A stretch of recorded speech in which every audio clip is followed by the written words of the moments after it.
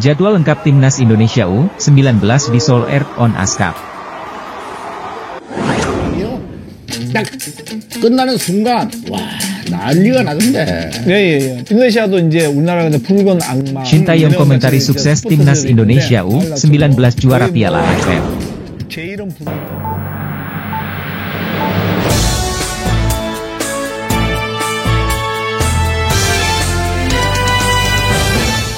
Jadwal lengkap Timnas Indonesia U19 di Seoul Earth on ASCAP. Timnas Indonesia U19 akan mengikuti turnamen Seoul Earth on ASCAP. Berikut jadwal lengkap Garuda Muda di ajang tersebut. Timnas Indonesia U19 baru saja memenangkan Piala AFF U19 2024. Namun mereka bakal langsung fokus menyiapkan agenda berikut. Skuad arahan Indra Syafri ini bakal bermain di turnamen Seoul Earth on ASCAP. Di turnamen Seoul Earth on ASCAP, Indonesia akan lebih dulu menghadapi Argentina pada 28 Agustus. Setelah itu, Garuda Muda akan bertarung melawan Thailand pada 30 Agustus. Laga lawan Korea Selatan pada 1 September jadi laga terakhir turnamen tersebut. Turnamen itu merupakan salah satu rangkaian persiapan menuju kualifikasi Piala Asia U19 2024. Indonesia ada di grup F bersama Yaman, Timor Leste, dan Maladewa. Juara grup akan langsung lolos ke putaran final Piala Asia U20 2025 yang akan digelar di bulan Februari. Selain itu ada slot 5 runner-up terbaik dari 10 grup di babak kualifikasi. Timnas Indonesia U19 membidik target lolos ke Piala Dunia U20 2025. Untuk bisa tampil di ajang tersebut, Garuda Muda harus lebih dulu bisa menjejakkan kaki ke babak semifinal Piala Asia U20. Pada Piala AFF U19 2024, Timnas Indonesia berhasil merebut gelar juara. Timnas Indonesia U19 mengalahkan Thailand dengan skor tipis 1-0. Setelah kemenangan di final, Indra Syafri menegaskan bahwa juara Piala AFF U19 adalah sasaran antara. Target mereka adalah bisa lolos ke Piala Dunia U20 2025. Ini bukan target utama kita, ini target sasaran.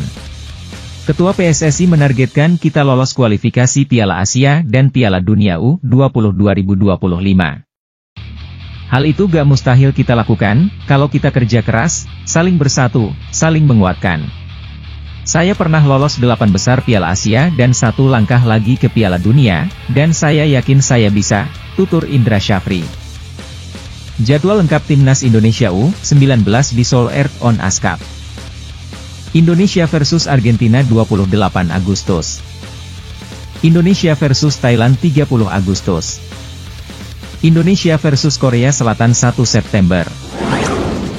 Siasat Erick Thohir persiapkan Timnas Indonesia jelang kualifikasi Piala Dunia 2026, siap jahil dan situasi Martin Paes. Ketua Umum PSSI, Erick Thohir, angkat bicara soal persiapan Timnas Indonesia di ronde ketiga kualifikasi Piala Dunia 2026 zona Asia. Usai Timnas U19 Indonesia Pesta Juara ASEAN Cup U19 2024, PSSI tengah disibukkan dengan persiapan tim senior untuk ronde ketiga kualifikasi Piala Dunia 2026 zona Asia. Timnas Indonesia bakal satu grup dengan Jepang, Australia, Arab Saudi, Bahrain, dan Cina. Timnas Indonesia bakal memulai ronde ketiga kualifikasi Piala Dunia 2026 pada September 2024. Saat itu, Timnas Indonesia bakal bertandang ke Arab Saudi dan jadi tuan rumah saat menghadapi Australia. Kedua pertandingan tersebut bakal digelar pada 5 dan 10 September 2024. Erick Thohir selaku Ketua Umum PSSI siap hadapi ronde ketiga kualifikasi Piala Dunia 2026 zona Asia. Pihaknya berharap tidak ada pemain yang cedera di skuad Timnas Indonesia. Ya kita hadapi, ronde ketiga kualifikasi Piala Dunia 2026, ujar Erick Thohir usai laga final Timnas U19 Indonesia versus Thailand, Senin 29 Juli 2024 malam WIB di Stadion Gelora Bung Tomo, Surabaya. Kita hadapi pemain jangan cedera, ujarnya. Erick Thohir berharap timnas Indonesia bisa mencuri 2 poin saat menghadapi Australia dan Arab Saudi. Dan saya rasa pertandingan berat lawan Saudi itu kita kesana, ujar Erick. Lalu kita tuan rumah dengan Australia di sini, Surabaya. Ya kalau kita bisa mencuri poin di 2 pertandingan ini, luar biasa, ujarnya. Erick Thohir sudah siap dengan tantangan saat hadapi 2 laga tandang lawan Bahrain dan Cina. Dan habis itu kita berat lagi, harus terbang ke Bahrain, itu hampir 17 jam, ujar Erick Thohir. Lalu ke Cina, tiba-tiba kita ditaruh di kota yang 6,5 jam dari Beijing. Itu Guangdong, yang di bulan Oktober katanya dingin. Jadi semua negara ingin mempersulit tim tamunya. Jadi kita juga jadi tuan rumah harus baik-baik, tapi jangan baik-baik saja. Kalau kita dikerjain di luar negeri, ya kita kerjain lagi di sini, ujarnya.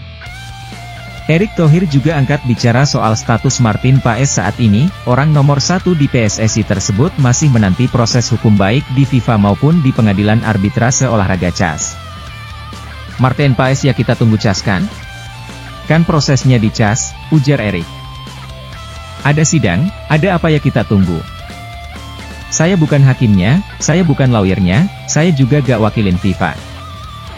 Jadi kita tunggu proses pembicaraan FIFA dengan tim lawyer. Yang nanti mungkin ada di CAS, ada sidang, ujarnya. Shin Tae-yong komentari sukses Timnas Indonesia U19 juara Piala AFF. Timnas Indonesia U19 sukses menjadi juara Piala AFF Asian Cup U19 2024. Garuda Muda menundukkan Timnas Thailand 1-0 dalam laga final yang digelar di Stadion Gelora Bung Tomo, Surabaya, Senin 29 Juli 2024. Satu-satunya gol kemenangan Indonesia dicetak Jens Raven di menit 17. Ini menjadi gelar kedua Timnas Indonesia di ajang Piala AFF U19, setelah meraihnya pada 2013 silam. Kesuksesan ini rupanya ikut dikomentari oleh pelatih Timnas Indonesia senior, Shin Tae-yong. Shin ikut berkomentar di kolom Instagram Erick Thohir. Selamat kepada Timnas U19 yang telah menjadi juara, ungkap Shin Tae-yong. Ini menjadi gelar kedua Timnas U19 di Piala AFF U19. Menariknya, gelar perdana pada 2013 juga diraih bersama Indra Syafri. Gelar Timnas Indonesia juga semakin lengkap karena Ikram Al-Ghifari terpilih sebagai kiper terbaik, sedangkan Doni Tri Pamungkas menjadi pemain terbaik. Pada laga final yang dipenuhi penonton setia Timnas, pelatih Indra Syafri melakukan perubahan di 11 pertama. Ia memainkan Welber Jardim sebagai pemain inti di pertandingan kali ini, untuk bertandem dengan gelandang Muhammad Kaviatur. Sementara Vigo Dennis di bangku cadangkan. Untuk lini serang, Jens Raven jadi pilihan utama sebagai ujung tombak sedangkan M. Rizky Afrizal dan Aryan Syah Abdul Manan beroperasi di posisi pemain sayap. Formasi ini berbuah manis pada babak pertama. Pada menit ke-17, Jens Raven mencetak gol memanfaatkan sepak pojok. Keunggulan 1-0 berkat gol Raven tersebut bertahan sampai peluit panjang berbunyi. PSSI jelaskan kesulitan mendatangkan pemain dari Eropa saat Timnas Indonesia bertanding. Anggota Exco PSSI, Arya Sinulinga mengungkapkan bahwa ada kesulitan untuk mendatangkan pemain yang berkarier di Eropa saat Timnas Indonesia akan bertanding. Situasi berbeda dialami Timnas Indonesia setelah para pemain keturunan yang bermain di Eropa resmi menjadi warga negara Indonesia WNI. Beberapa tahun lalu, mayoritas skuad Timnas Indonesia diisi pemain-pemain yang berlaga di kompetisi domestik sehingga tak perlu biaya besar untuk membeli tiket.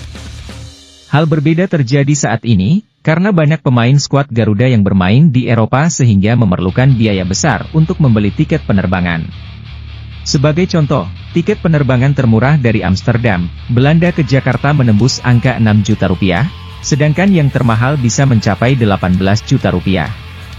Anggota Exco PSSI, Arya Sinulinga sambil berkelakar menyebutkan bahwa pihaknya lelah mengurus para pemain diaspora yang akan datang ke Indonesia.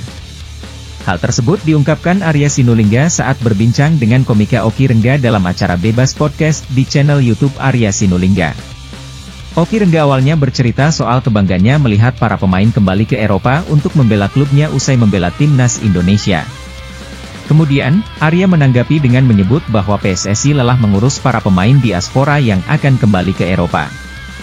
Tetapi kau enggak tahu akibatnya, kami capek, ujar Arya sambil bercanda dan tertawa dikutip dari channel YouTube pribadinya pada Minggu 28 Juli 2024. Arya mengungkapkan, biasanya para pemain akan dibubarkan dan pulang ke rumahnya masing-masing setelah laga bersama Timnas Indonesia. Biasanya kalau bubar dia, bubar masing-masing. Kalau sekarang enggak, kami urus lagi pesawatnya ke sana, ucapnya. Bukan hanya itu, beberapa pemain memutuskan tidak langsung pulang ke negaranya setelah membela skuad Garuda. Mereka ada yang memilih berlibur dulu ke sejumlah tempat di Indonesia, dan PSSI yang mencarikan tiket pesawatnya. Jadi sekarang, kita kemana dia pulang, dia ke Bali dulu, kita urus dulu ke Bali, katanya. Dia menjelaskan, PSSI saat ini dikelola dengan sangat profesional. Maka dari itu, setiap pemain Timnas Indonesia akan mendapat pelayanan nomor wahid agar bisa tampil maksimal. Sekarang gitu jadi agak beda manajemennya, lebih profesional. Tetapi ngurus pemain diaspora ini agak lain. Beda betul, katanya. Timnas Indonesia sendiri bergabung di grup C putaran ketiga kualifikasi Piala Dunia 2026 zona Asia bersama Jepang, Australia, Arab Saudi, Bahrain, dan Cina. Rencananya, para pemain akan berkumpul pada awal September mendatang sebelum bertandang ke markas Arab Saudi pada 6 September mendatang. Lantas bagaimana pendapatmu tentang perkembangan Timnas Indonesia saat ini?